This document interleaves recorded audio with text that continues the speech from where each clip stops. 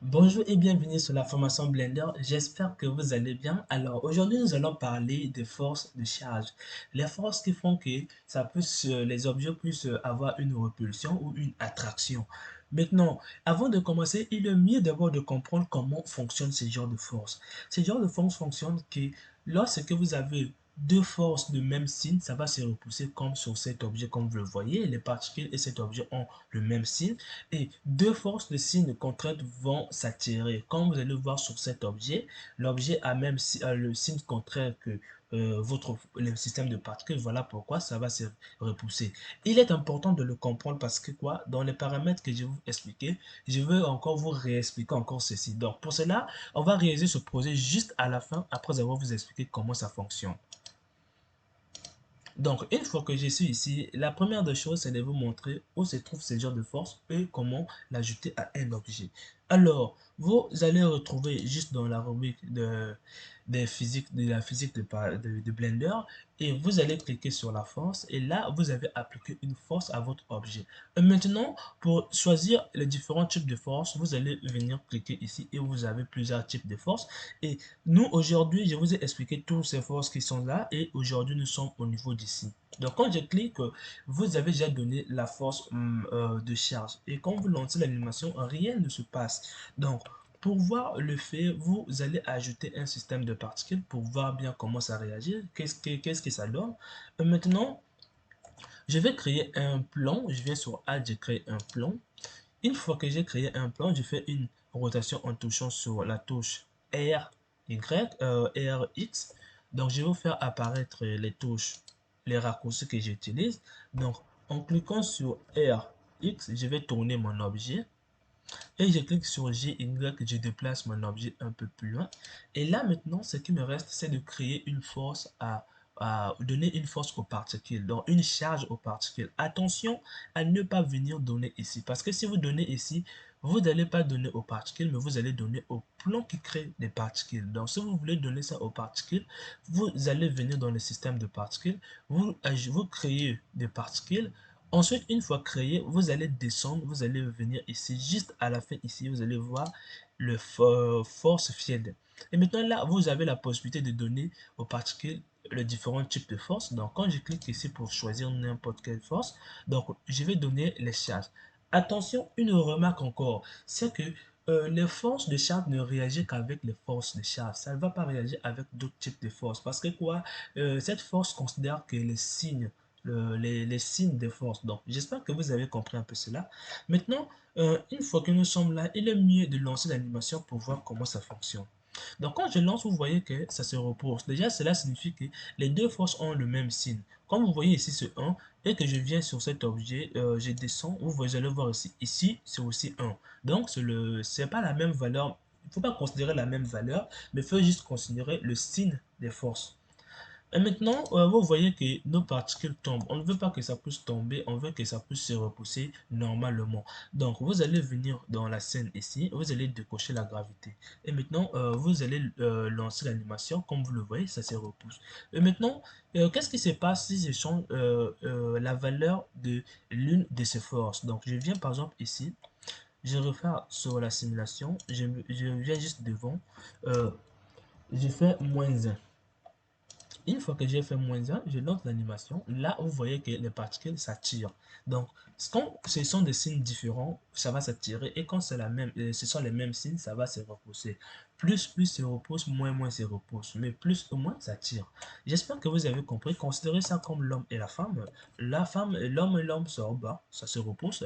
Parfois, il y a des phénomènes qui font que ça s'attire. Mais bref, je vous ai expliqué. Maintenant, une fois que vous avez compris un peu comment régler les effets, nous allons maintenant passer aux paramètres. Si vous voulez augmenter la force, la vitesse d'attraction, vous allez venir régler dans dans l'un de ces objets la valeur de leur force. Par exemple, là c'est négatif, je vais augmenter la valeur et là la vitesse des particules augmente. Donc j'espère que vous êtes en train de voir ici. Ne considérez pas que le fait que ça passe ici, considérez juste la vitesse au moment que ça augmente. Maintenant, si vous voulez faire un peu de ralentissement, vous voulez faire un peu quelque chose qui se passe en ordre, donc vous allez venir régler le flux ici. Plus que vous augmentez le flux, vous allez avoir un effet de ralentissement. donc le ralentissement du mouvement. Donc, je vais augmenter ici, mais attention, le flux parfois peut ne pas se faire voir si vous avez une grosse force. Donc, ici, le flux permet juste de faire un mouvement ordonné. Et maintenant, si vous voulez que la force ne puisse pas se déplacer des objets, vous n'avez qu'à décocher le location. Et là, vous allez voir que la force ne déplace plus les particules. Si vous voulez que la force ne puisse pas tourner les objets, vous n'avez qu'à décocher ici. Donc, si vous voulez comprendre les paramètres qui sont ici, je vous ai mis le lien en description ou une vidéo auquel j'expliquais tous ces paramètres. Alors, je vais continuer. Si vous avez compris aussi les 7 paramètres ou encore les autres paramètres, sachez que c'est comme si vous avez compris aussi parce qu'on les retrouve aussi dans d'autres types de forces ici. Donc, c'est comme si vous avez compris sur les forces qui sont ici. Et maintenant, comme j'ai décoché, vous allez voir que ça devait s'attirer. Donc, je vais cocher, je vais cocher, je vais relancer. Maintenant, il y a une chose que je vais vous expliquer à la fin, c'est très important parce que ça produit des erreurs lorsqu'on ajoute une force et lorsqu'on le supprime. Donc, je vais vous l'expliquer juste à la fin. Euh, une fois que vous avez compris un peu ces paramètres, on va arriver ici. Ici, vous avez la possibilité de d'ajouter du désordre. Donc, les particules vont se déplacer de manière désordonnée. Donc, quand j'augmente cette valeur ici, vous allez voir, plus que j'augmente la valeur, plus que les particules deviennent désordonnées. Donc, plus que j'augmente, plus que ça devient désordonné. Alors, je vais diminuer le flux, ce qui fait que ça puisse être ordonné. Donc, comme vous le voyez ici, les particules vont se déplacer de manière désordonnée. Alors, j'espère que vous avez compris les paramètres. Nous allons maintenant passer à la réalisation de notre projet que vous avez vu juste au début. Et j'en profiterai de vous expliquer ce qui se passe ici. Et ces paramètres-là, j'en profiterai de vous expliquer ça dans le projet. Maintenant, je vais cliquer sur A, je vais faire tout supprimer. Je vais laisser la scène 3D vide. Maintenant, on va ajouter la première des choses, créer des particules. Donc, on vient ici, on crée un plan. Vous pouvez choisir n'importe quel objet. Vous venez juste ici et vous cliquez sur le système de particules ici. Alors, là, quand vous lancez, vous allez voir que les particules se sont déjà créées. Mais c'est pas joli à voir parce que les particules disparaissent tôt et on voit aussi les particules se déplacent vers là-haut un peu moins lentes. Donc, la première des choses, on a deux choses, c'est la vitesse et la visibilité des particules. Donc, vous allez venir ici, vous avez le nombre de particules, le débit et la fin. Donc, moi, ici, le débit de mon animation commence à 1 et ça finit à 250. Mais on voit pour les particules, ça commence à 1 et à 200. Donc, moi, je vais le modifier, je veux faire ça, que ça soit la même. Et une fois que je les ai fait, ça nous reste maintenant à régler la durée auquel les particules sont visibles. Moi, je veux que les particules puissent rester visibles jusqu'à la fin. Donc, je mets 250 pour dire que ça reste juste à la fin. Et quand je lance, vous allez voir que tant que l'animation n'arrive pas ici, les particules seront toujours visibles. Mais ça veut pas dire que les particules vont toujours être émises jusqu'à la fin. Donc attention. Alors, une fois que vous avez compris cela, on va maintenant régler la vitesse. Vous avez deux choix. Soit vous venez régler la vitesse ici en augmentant juste la valeur qui est ici. Vous allez voir que les particules vont se déplacer de plus en plus vite. Mais moi, je vais vous montrer une autre manière. C'est que vous allez ajouter une force qui va régler la vitesse de tous les objets qui se déplacent vers là-haut. Donc, si je préfère utiliser une force, c'est pour vous donner aussi la compréhension sur certaines forces. Donc, j'ajoute un type de force. Alors, comme j'ai ajouté une force, vous ne le voyez pas. Donc, mon plan ici, je vais le cacher. Vous voyez maintenant comment on représente la force directionnelle. Cette force va permettre de déplacer les objets dans une direction donnée. Donc, c'est suivant la flèche qui est au milieu ici. Donc, ça peut changer de sens tout comme ça peut. Si c'est vers là-haut, ça veut dire que la force, tous les objets vont se diriger vers là-haut. Alors, on va régler un peu, on va faire revenir nos systèmes de particules. Une fois qu'on a fait, on voit que les particules se déplacent lentement. On va juste augmenter la valeur de la force. On vient sur la force ici. On va cliquer sur la force. Et une fois que nous sommes ici, vous allez ouvrir les paramètres qui sont ici. Vous allez augmenter la valeur.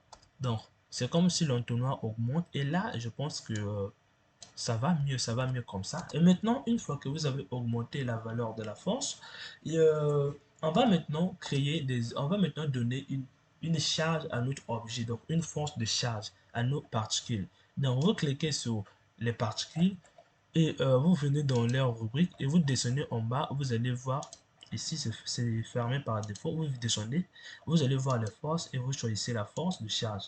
Laissez-le à 1 pour le signe seulement à 1, ça va rien affecter. Et maintenant je vais créer des objets de charge contraire ou de même charge. Donc je vais créer deux objets, l'autre sera de même charge que vos particules, donc G, Y, G, Z. Et je vais venir encore ici, bon, tout comme vous pouvez créer, donner la force à un seul objet et le dupliquer.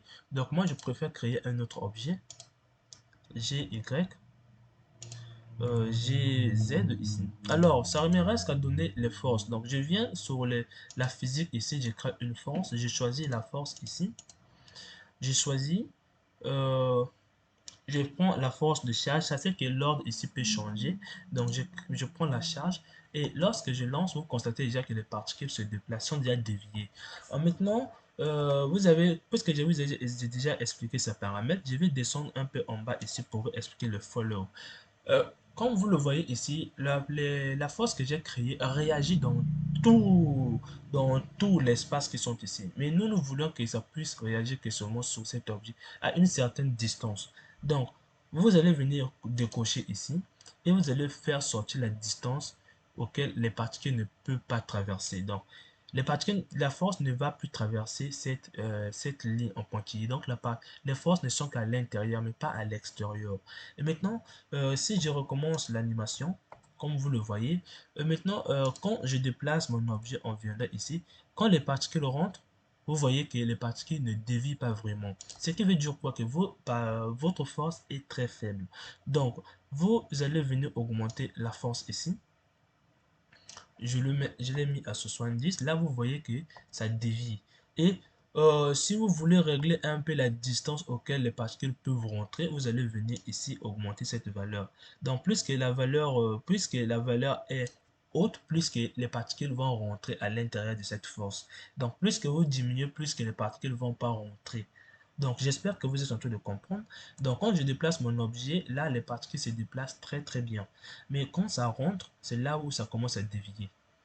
Donc, j'espère que vous avez compris un peu comment ça réagit. Moi, je vais juste régler un tout petit peu la force qui est là.